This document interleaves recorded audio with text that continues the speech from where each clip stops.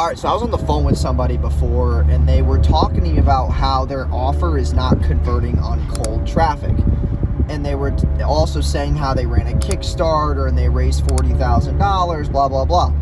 Here's the problem with that, is what happens on Kickstarter, what happens through organic reach, is not always going to be appealing to the cold market, and it won't convert as well. So if you're converting, at, let's say, 5 to 10% on warm traffic, it's going to be hard for you to convert at that 5 to 10% as well on cold, because you're targeting random people.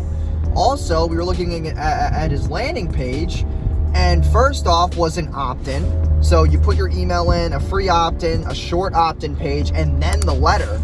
But the product wasn't really displayed on the opt-in. So it's confusing to people on cold traffic, and people don't want to have to think.